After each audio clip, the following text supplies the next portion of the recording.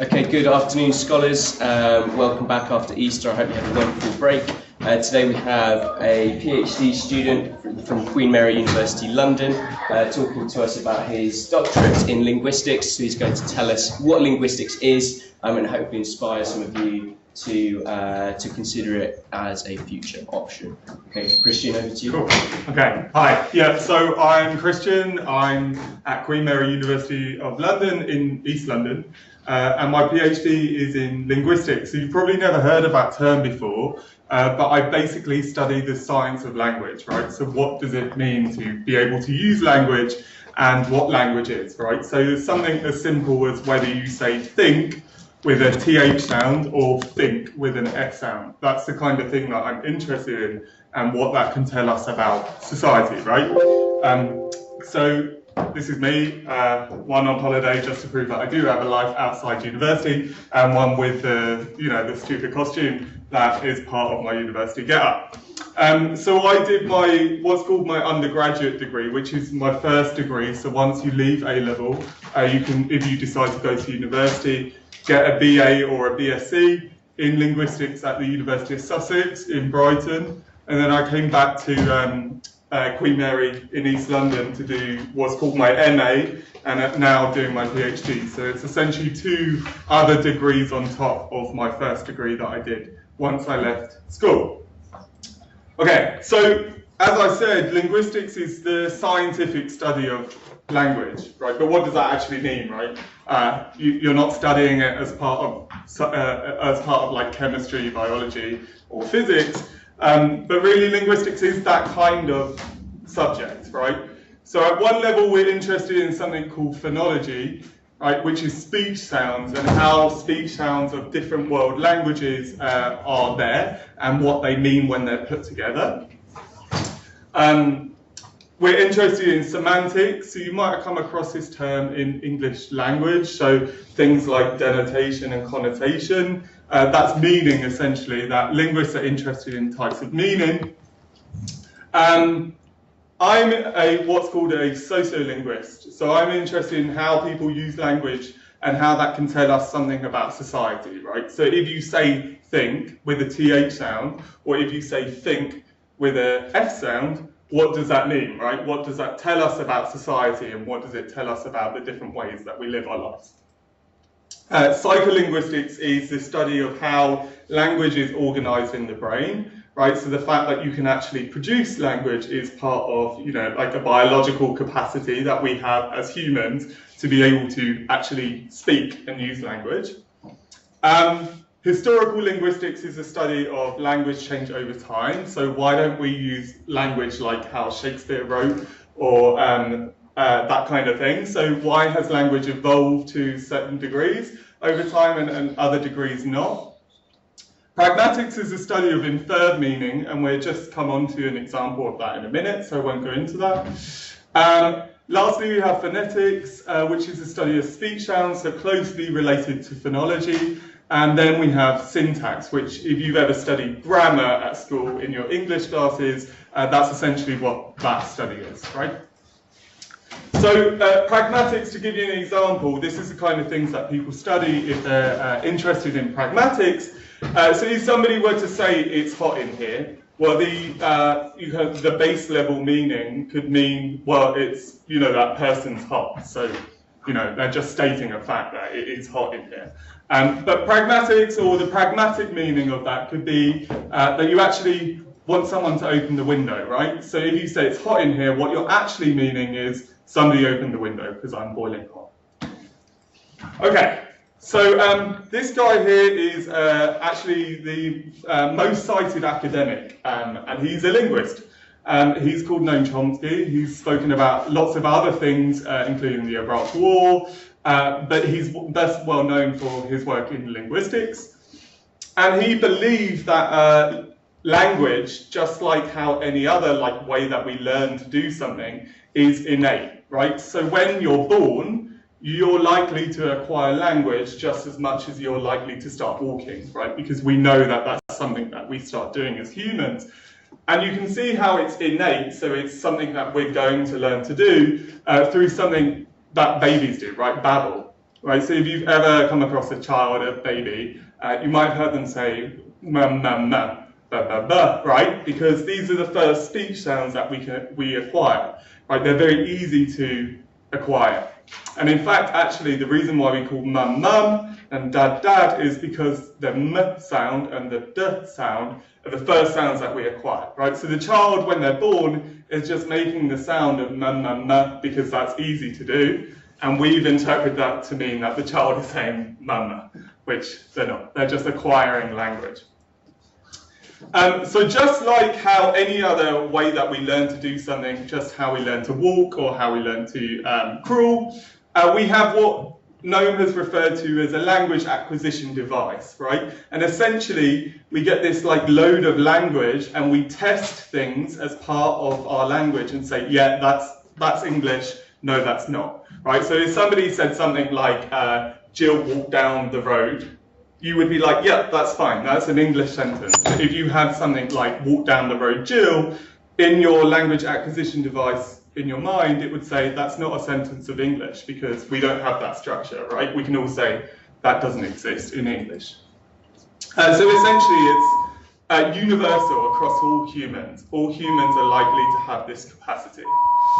But what makes us special, right? So you might have seen on things like Planet Earth, that dolphins can talk, or that bees, for example, or wasps can communicate in different ways.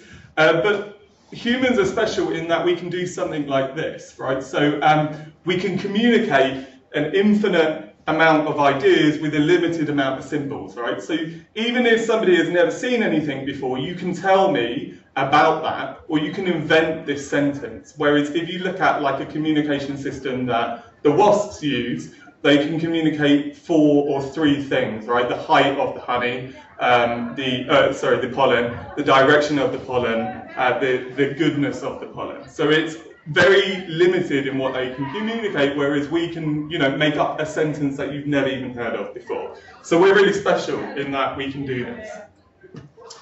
We can also do something like this, right? So testing our idea of these kind of like brand new ideas that you never come across, you could say something as simple as Lucy, who has a green bag, and then you could continue and expand on this by adding what's called a relative clause, if you come across that in English, with the relativizer who, or that. So Lucy, whom you met last week, has a green bag. Then you can go on and say, Lucy, whom you met last week, has a green bag that is hanging over there. And you kind of get the idea, right? You can keep building on this sentence, and you can keep going forever, right? Animals can't do this kind of thing. That's the difference between us and animals. We can also get the idea that we have structure in our mind, right? So looking at a sentence like, colourless green idea sleep furiously, you can say, well, that looks like an English sentence, right? Because it fills all the slots. But at the same time, it doesn't actually mean anything, right? You can't have something that is both colourless and green at the same time, right? Okay, so then you're thinking about the English language in particular as something that has structure. That's what I'm trying to say. Essentially, it's like crawling, it's like walking, and there's certain things that we acquire in certain patterns. But then you'll probably tell me, well, have you ever looked at the way that you spell things in English? That doesn't look like there's much structure, right? So take, for example, the spelling GH at the end of a word, right? So in a word like cough, just sound it out, it's a th sound, right? Cough. In a word like borough, it's a. In a word like high, it's hi, I. And a word like bobsleigh, it's a. And a word like dough, it's right? So already you're kind of sitting there like, well, the spelling system doesn't look like it's got much structure, right? Because here's, 5 different words, and that short segment of GH is pronounced differently across all 5 words. But we can kind of explain this, right? Historical linguists can predict why this occurred because they can go back through the language and say, well, that spelling occurred because of that, that pronunciation occurred because of that. So that's the kind of thing that linguists are interested in.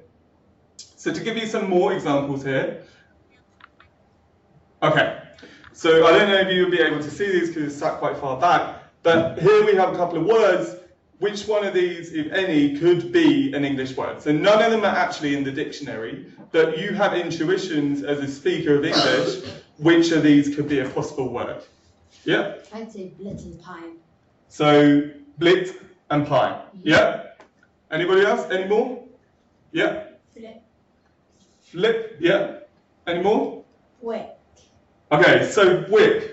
Do we think wick could be a word? So some of you are shaking your head. Why do you think it can't be a word? Yeah? The way that it sounds and and its structure doesn't sound very natural. Yeah, exactly right. So as a speaker of English, even without knowing it, you have something in your mind telling you that's not an English word. And the answer is because in English, we can't have BW starting a word, right? There's no words in the English language that I can think of that start with the BW. A word like this here, I don't even know how you'd pronounce that, like plumber maybe, but you'd have to insert a vowel somewhere there. But because in English we can't have 4 consonants next to each other, right? The most we can get is 3 in a word like street, where you get st, r, right? S-T-R. So we're thinking about sound here, right? Not spelling. But you can tell that there's certain words on here. Something like pine, that probably could be an English word because you could just swap the P out for L, right? And then you get lime, which is an English word. Okay. When a bus appears at this place is called a what? Bus, yeah. Okay, bus stop. Okay, so when you say it like that, you say the bus is at the stop, right? So there you've got one S in the word bus and one S in the word stop, right? But if you say that name of this place very quickly in speech, what happens to the S? It gets removed, yeah. You all got that? Right, so say bus stop. Bus stop. So it actually becomes something like bus top, right, in casual fast speech. Because in English, we have this rule that you can't have 2 S's next to each other across a word, right? So bus stop becomes literally bus top in fast speech, but in separated speech, it's bus stop. Okay, and lastly, what I want you to do is take your hand, right, and then I want you to say pin, right, and you should feel a jet of air against your hand, right? Yeah. Yeah. Now I want you to say spin, Spin. and what happens to the jet of air? It's It's gone or it's less, Yeah. right? Yeah, because in English we have what's called a phonological rule. That means that when you have an S and then a P, the P can't be, it doesn't get the jet of air. But when it's on its own, in a word like pin, you get the jet of air. Okay? But as a child, you're learning English. Nobody has ever told you, oh, in the word like spin, you don't project that air, right? Nobody's ever told you this, but as a learner of English, you somehow have this capacity to learn these rules. And as linguists, we're interested in uncovering these like unwritten rules, essentially. Okay, so to give you another example that I found mind-blowing when I was an undergraduate student, because it's something that people don't talk about, is what we call voicing, right? So if you have one cat, you pronounce it as? Cat. Yeah. When you have multiple, you say? Cat. Yeah. Okay. When you have one? Dog. Yeah. And then you have multiple? Dog. Dogs. Are these S sounds the same? No. No. You're very sure about that. Why they no? Who said no? Yeah. Because in cats, it sounds like a Z more than an S, and in dogs, it's not. So it's actually the other way around. Yeah. So in a word like cats, if you hold that sound, it sounds like an S, right? But in a word like dogs, hold that sound is dogs. Yeah, right. And the reason for this is, if you take your hand and put it against your voice box and say g, right, and yeah, and say dogs, and what happens to your voice box? It vibrates. Now take your hand, keep it there, and say cats. What happens? Nothing. There's nothing. It doesn't vibrate. Yeah. So as we call this sound here in a word like dog, so the g sound, we call it voiced because you get a vibration in your voice box. But in a word like cat, this is not voice, right? It's voiceless, is what we call it. So this one therefore gets the voiceless sound, so the sound where there's no vibration. But this one, because it's already voiced, gets the z sound because it's already voiced. Okay? So that's a rule. But again, nobody has ever told you that these are two different sounds. You've just learned it. Right? That's pretty amazing, isn't it? Like, as humans, we just learn these kind of rules without even knowing it. Okay, so if you're from the south, like I assume most of you are, what do you call this? Bar. Bar. Yes, so that word sounds like you've got an R in it, right? It's like bar. Yeah. Yeah. But if you're from the north, you might say something like Ba. yeah, where there doesn't sound like there's an R in it, right? So what this tells us is that language, or specifically variation, right? So the difference between this bath and bath, right, has what we call social meaning, right? So it tells us not something about just the word that you're trying to talk about, but also the fact of whether you're from the south or whether you're from the north. And it can tell us really interesting things about like people's ethnicity, their occupation, their gender, their class, social class, their education, region, and their age, right? And as a sociolinguist, I'm interested in how these factors correlate with language, right? So what is it that tells us something about the way that you use language, right, in your social factor? Like whether you're working class or whether you're from a specific area, why do you use language in that way? Yeah? Mostly because of social influence, I guess. Exactly, yeah. Exactly. So I'm interested in understanding why that social influence comes about and what happens there. Okay, so far what I've said is that we've got rules, right? You know that in a word like cats, you have this sound, and in a word like dogs, you have the voice sound, right? The vibration. So that leads us to suggest that variation in speech has rules, right? And it includes when people say things like think instead of think, right? Which often a lot of people say, you know, that's not the right way of saying it. But when people pronounce it in that way, they're doing it for a very principled reason, right? So to give you an example of this is a variety called African American Vernacular English, which you might have not come across before. But it's essentially a speech variety spoken in Southern America, in the southern states of America, primarily by African American people, so black people in America. And they have this feature which has a very complex name, but so I'm not going to read it out because it will confuse you. But essentially, things like the word time, or light, or by, sound more like tam, lat, and ba, right? Instead of, yeah, so it sounds interesting because we don't have this in our variety, and it also sounds odd for me to pronounce it because I don't have this feature in my speech, right? But importantly, in African American Vernacular English, it only happens in specific environments. So let's listen to some of these examples. So in a word like line, you should expect it to be lan, right? Wait for it. So listen to this guy. He is an African American speaker. Determines the line, you know what I'm saying? If we're real. Did you hear that? Determines the line, you know what I'm saying? If we're so he doesn't say line, he says lan, right? But in a word like white, which has exactly the same speech sound, so line, the I sound, is also in a word like white, I, right? It doesn't happen. So listen to the way that he pronounces white. Got it from the White House there, in the back of that woods. Way better. It's deep better. So you can hear that he's got an accent, right, regardless of what's happening. But if you focus specifically on the word white, he doesn't say white, he says white, right? So it doesn't happen in that word, right? So speakers aren't just randomly using this sound in place of it. They have what we call structure, right? They know somehow, yeah? So let's say for the word why, would that mean just pronounced as why? Wang. It would be wang.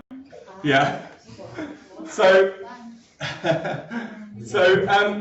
what we're suggesting here then is that language is not only, we're not just going about our daily life, and it's not just You know, we're not just pronouncing these things in a certain way, but we're actually doing something to signal to other people certain bits about our identity, right? So language is what we'd like to say is performative.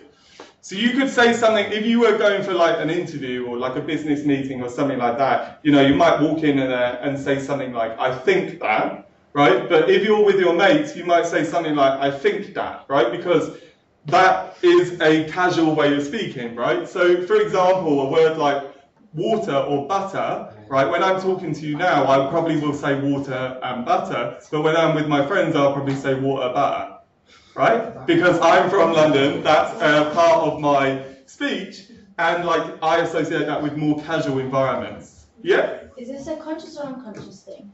Well, that's the thing that's like a very big question in my study, and no one can answer that. Can you repeat the question, please, Christian? Yeah, so the question was whether it was a conscious or unconscious thing, and it's actually probably the biggest question that we have in social linguistics at the moment. Yep. Could you link how social environments help persuade a person and how they speak towards how a baby kind of learns from that? Could you link it towards that? Absolutely, and a lot of work has been done on that. So yeah, there's certain linguists that are interested in acquisition, what we call language acquisition with babies and children. So yeah, and then so going back to social elements and how social factors shape language, you could then link it to something like, you know, whether certain people listen to certain cultures or like styles of music, right, genres of music, whether you participate in, I don't know, you listen to indie music, you listen to grime music or something like that, right? You can see at school, for example, how people like go off into their different friendship groups, right? Then how do those different friendship groups use different styles of language, right? Do some of them say butter? Do some of them say butter? Okay, so to give you an example, do you know who this is? No. So this is this is Iggy Azalea. She is a Australian rapper, right? So she's probably, you might know her from a song "Fancy" that she did with Charlie XCX a couple of years ago. But importantly, she's been called out a lot in the media for sounding black, right? When she's actually from Australia. Right, so let's listen to why that might be, right? So listen to her when she's discussing something in an interview. It's just always such a good vibe. Everybody comes out and seems to really enjoy live music out here, a lot more than other cities. So. Okay, so if you've never heard an Australian person before, she sounds pretty Australian, right? She doesn't sound unusual or anything. But now listen to how she sounds in her rap. Got the whole world asking how I does, man. So, yeah, it's quite funny, right? Because it doesn't sound like the same person. So, for my master's, which is like the degree above your first degree, I decided to look at how good Iggy Azalea was at mimicking what I referred to earlier as African American vernacular English, right? Because if you look at the way that she raps, it sounds kind of weird, but she's essentially using a lot of the features that are in that variety, right? So it is a black variety, and she's using a lot of those features quite well. So yeah, just to show you that it's not just me who considers her to have what has been referred to as a black accent, but rather it's been talked about quite a lot in the media. So let's look at how good she is at doing this. So recall that pattern that I was talking about, the kind of land, the time, right? And it didn't happen in white. Let's look at where she does do it and where she doesn't do it, okay? So listen to something like mile. So in African American vernacular English, we would expect that to be mile, right, instead of mile. Listen to the way that she raps. Walk a mile in these Louboutins. Okay, so it's mile, right? It's not mile. And then in African American vernacular English, we would expect a word like my to be ma instead of my. Listen to the way that she raps my. Damn, baby, my time counts. Yeah, ma. And then listen to the way that she raps white, right? So recall earlier, the black guy, the African American vernacular English speaker, didn't do white. He said white, right? So listen to the way that she raps white. I don't know if you can hear that, but let's try that again. She says white, right? She doesn't say white. So basically, what she's doing is sounding very, very convincingly like an African American vernacular English speaker, i.e. a black person, right, in America. So she's not just picked up this feature and use it like wherever, but really she knows exactly where it should be used and where it shouldn't be used. And that is like mind-blowing to us linguists, right, how she can do that. Why does she do it? Okay, so African American vernacular English, this variety of speech, right, it's associated with African Americans in the US, who happen to be the people who are behind hip hop, right? Hip hop originated in African American speaking communities in the US, right? And in order for this Australian white person to get any credibility in like a black market, what does she have to do? She has to appropriate African American vernacular English. She has to sound like a black person, right? So here we go. We can understand now why people use language in certain ways to achieve certain things. Okay, so you guys are from London, so this shouldn't be too hard for you, but where are these speakers from? What are they saying? For looking at people. For looking at people. Being rude, like with them words. With their words. I'd be like, you thing. But you see him like you see in school, once you get mad because you're like, you're not from the streets, you know, blah blah blah, or like, don't bring my street in that, don't bring the streets in my school. So one of them is me, right? I'm from London. Any ideas where the other two are from? Yeah? No, I know. No? Go on, give it a go. The streets. The streets? Okay. Anyone else? Yeah? One of them sounded like almost northern. Okay. Yeah? Manchester. Manchester? I'm thinking one this at Streatham. Okay. So you're the closest. Yeah, go on. Are they all London? They're all London. Yeah. Yeah. Who had Hackney?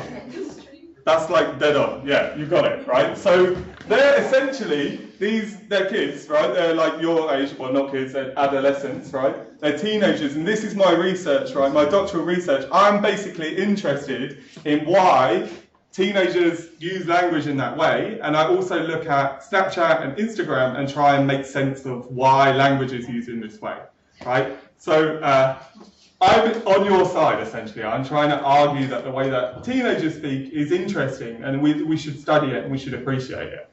Right, so listen to this guy and suggest maybe where he's from. I can bring mine up. That come from the real estate. What come from South Estate?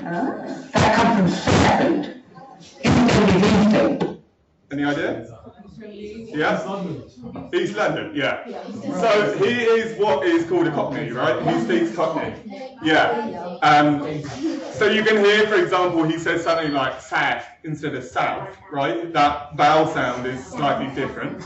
But essentially what's interesting is they're both from the same area. But language has changed so much over the last 60 or so years, yeah?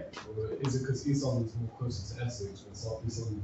Yeah, so that's part of the issue is after the war, a lot of Cockneys moved out to Essex, right? So if you watch anything like Towie, you know, the only way is Essex, and you hear like Gemma Collins, she's a Cockney speaker, but just her family relocated, right? So then it gave way to this new way of speaking. Okay, so because of this new way of speaking, we have new features, right? So things like, you know, inwards migration, new influences from other languages, cultural influences, like I said, the Cockneys moved out to Essex, and you have new features, right? Features that we find interesting. So you know, like the man pronoun, and so instead of saying like, I went to the shops, you can say man's went shops, or something like that, right? Yeah, so if you don't know, then think of like roadman shack and man's not hot, right? That's a clear example of that, right? So you've got new lexical items, what we call words, essentially. So things like peak, peng, you probably know these, right? I'm preaching to the choir here. You have new sounds, so instead of got the things, you could say something like got the tings. Again, this is Michael Dapper, right? In a word like goose, instead of for that guy, so if you hear the way that I pronounce it, it's goose, right? You'd have something like goose, Right? It's like if you say that word, it feels like it's closer to the front of your mouth. Like goose instead of goose. Goose versus goose. So it comes like towards the front of your mouth. When you use your throat. When you pronounce that word, it's like pronounced further in your mouth. Okay, and in a word like face, instead of, if you were a Cockney speaker, you might say something like face, you then get like fist, right? The sound in that word is changing. I don't think this is a feature that's relatively new, because I use it myself. So instead of saying like, go mosque, go to the church, you say something like, go church, go shops, instead of go to the shops, right? And then you get, like in African American vernacular English, but not to the extent of that, you get this vowel in a word like lie becomes la, right? So something like she's lying instead of she's lying, right? So it might sound quite strange to me because I'm not a speaker of this variety, right? You guys probably hear it far more than I do. So one thing that I'm particularly interested in, because I look at Snapchat, I look at Instagram, is these kind of reports, right? Where, you know, if you look at the BBC or whatever, it suggests that the way that we're using Snapchat or Instagram is going to ruin language and we're essentially not going to be able to communicate. By the way, for the record, I don't think that's what's happening at all. I think what we do on Instagram and Snapchat looks exactly the same as what we do offline, and I don't think there's any issue in whatsoever in communicating on there. So to give you an example of these kind of narratives as like technology bringing in like society, they've always been there, right? So in 1566, a guy called Conrad Gessner called for the use of a well-known handheld media device that threatened our minds by overloading us with information and causing confusing and harmful results. Any idea what that might be in the 1500s? Newspaper. Close. It was books. Yeah. So in the 1500s, people essentially thought exactly the same thing as they did about the phone and like mobiles and stuff like that as they did about books. So here we go. This guy here says that horrible mass of books keeps growing and it might lead back into a form of barbarism, essentially the downfall of society, right? And you can hear like papers like the newspaper, like Daily Mail or the BBC, they essentially say the same kinds of things about technology, right? Okay, and to show you that the way that we use language online isn't relatively new either, so in the 1800s when people communicated via what were called telegrams, so if you've ever seen a telegram machine, but essentially it was a way to send a message beyond your physical space before the phone. Essentially, that language is already there, right? So it wasn't something new, and it's not. We're not communicating in a very different way than we used to. Yeah? Nowadays, a lot of people abbreviate words instead of, say, typing thank or thank you, they put THS. THS. So would that have been seen before when they used things like telegraph? So let's look at those forms, right? So this is an example of a telegraph, right? And you can see some forms in here that look relatively similar to, you know, like if you use WhatsApp or use Snapchat or Instagram, right? How are you? You might not use this form anymore because of predictive messaging, but you can see something like, we can read this message, and a lot of these forms look like text, right? So something like TKS, yeah, that probably was there before. Or what was it, TKX? THX, yeah, that was probably there before, right? So this message is slightly strange because it says, I'm afraid I've got malaria. So it's not particularly a nice message, but you can see a lot of these forms are already there, right? Even before we started using mobiles. And so to give you an example of this in real life, I've done some work on WhatsApp messages between a load of 20-year-olds. And what we find is actually these spellings like this, so they're like ya and like the BBZ for babes, right? They're actually relatively infrequent because people spell on the whole in text and whatever, they spell relatively standardly, right? So in 100,000 messages that I extracted from WhatsApp, there's 1,293 instances of the word C, right, to look at something, but only 7 of them are spelt with the actual letter C, right? So it tells you that you know, these narratives about like language being like ruined by the internet are probably quite overblown, right? Okay, so the idea of non-standard, so some schools have taken pretty drastic measures to measure and to kind of make their students speak in standard ways, right? So some schools, for example, have banned words like ate, bear, in it, you was, we was, starting sentences with basically, yeah? You know, you was, we was. Yes, it's exactly the same pronunciation, yeah. Well, there's 3 letters in each, so therefore would it just be backwards to write W-O-Z instead of W-S? Well, that's the thing, is this one I don't actually understand why the school did this, because it's the same pronunciation, like you was versus you was, it's just a spelling, so I don't really know what they're getting at there, but you get lots of schools kind of taking this approach, right, that there is one way of speaking and we're going to enforce it. But actually, the idea of standard language, like that there is one way of speaking, it doesn't exist, right? There is no such thing as a spoken standard English, right? At least in pronunciation. So yeah, there is in terms of writing, but not in pronunciation. So if you listen to me now, you might be like, well, he sounds kind of like standard, right? But like I said, I pronounce the word butter with my friends, like butter versus butter, right? I often TH front, so I often will say something like thing instead of thing, because that's part of who I am. I'm from London, these features are part of my London vernacular, right? My London speech style, so I use them. But that's not standard, there's no such thing as one single standard. So what, as a linguist, I'm particularly interested in is kind of telling people that you shouldn't discriminate against people based on the way that they speak, because we've got rid of things like racism, we've got rid of things like sexism, well, not got rid, but you know, we've tried to make them illegal for good reason, but yet you can still discriminate against someone based on the way that they sound, and to me that just doesn't make sense, because the way that you speak is representative of who you are, it's your identity, right? So it's essentially discriminating against someone's identity.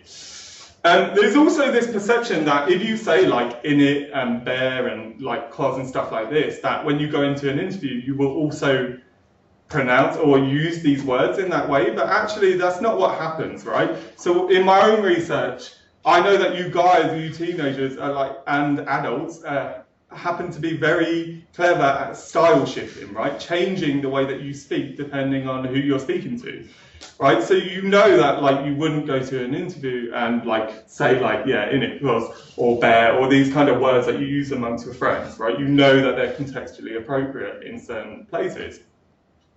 But it's also not like changing clothes, right? If you have this way of speaking, you can't just change it if you never knew any different than how you meant to change it in the first place, right? You have to know that there are certain contexts where it's appropriate. So why am I trying to convince you to look into linguistics and study linguistics? Well, if you've ever seen a video of Alexa, and there's a video that went viral a couple of months ago of a Scottish guy trying to speak to Alexa. Have you seen it? Yeah, and it can't understand her, it's going crazy. Well, Amazon employs lots of linguists to try and like help their technologies understand people, right? So we're interested in speech to automated text.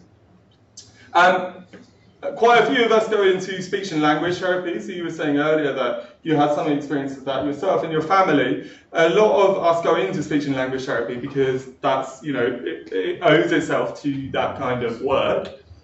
And lastly, you can do things like what I'm doing, right? So you can look at how language tells us something about society. And the reason why I've got a picture of Donald Trump up here is not only because, you know, it's topical, but there's a lot of work going on looking at why Donald Trump is particularly successful in terms of the way that he writes his tweets, right? So if you've ever seen his tweets, they look, you know, like quite childish. They look in a certain style, let's say.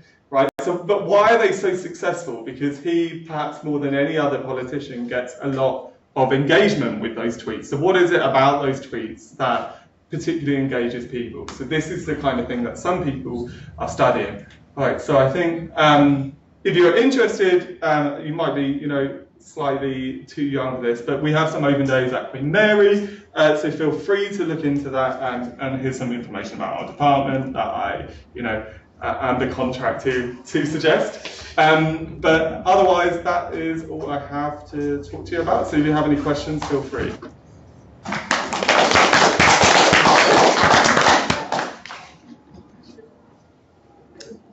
Are there any questions or questions from the floor maybe, or from Skype?